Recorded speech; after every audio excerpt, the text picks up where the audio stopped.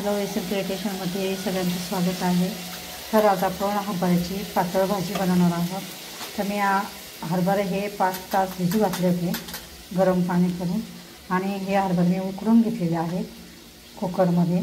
तर आपले हरभरे असे छान उकडलेले आहेत, इथे बघू शकता एकदम दाबता क्षणीच असे नरम असे छान उकडून घेतले।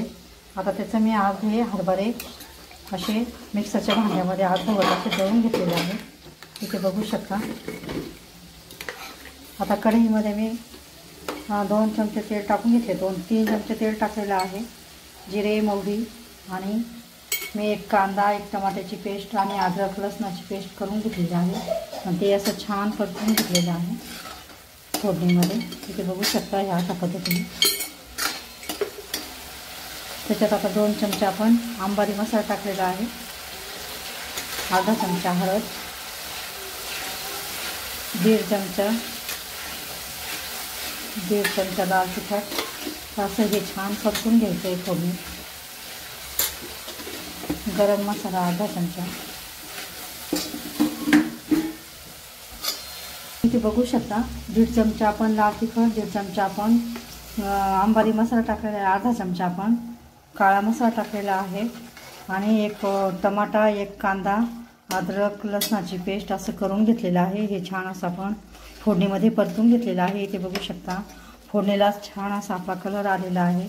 आता आपण हे हरभरे अर्धे दळून घेतले आणि अर्धे हरभरे मिक्स केले, अशा प्रमाणे आपण त्याचं वाटण करून असं मिक्स करून घ्यायचं आहे आणि आता ह्या फोडणीमध्ये आपण हे टाकून घ्यायचं आहे, इथे बघू शकता या अशा पद्धतीने।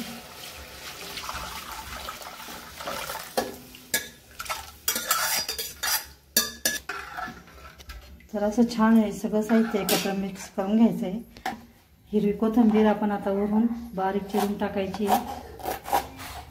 अशा पद्धतीची हरभऱ्याची पातळ भाजी आपण पटकन बनवू शकतो आणि भाकरीसोबत पोळीसोबत पण खाऊ शकतो। तर अशा पद्धतीची हरभऱ्याची पातळ भाजी तुम्ही पण नक्की करून बघा। आता वरून आपण ही कोथिंबीर बारीक चिरून टाकून घेतलेली आहे, याला 10 मिनटं चांगले उकळून घ्यायचं आहे, म्हणजे हे सगळं साहित्य एकत्र छान असं मिक्स होईल।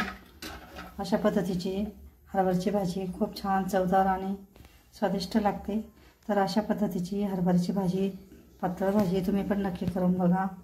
व्हिडिओ आवडल्यास लाईक करा, शेअर करा, चॅनलला सबस्क्राईब करा।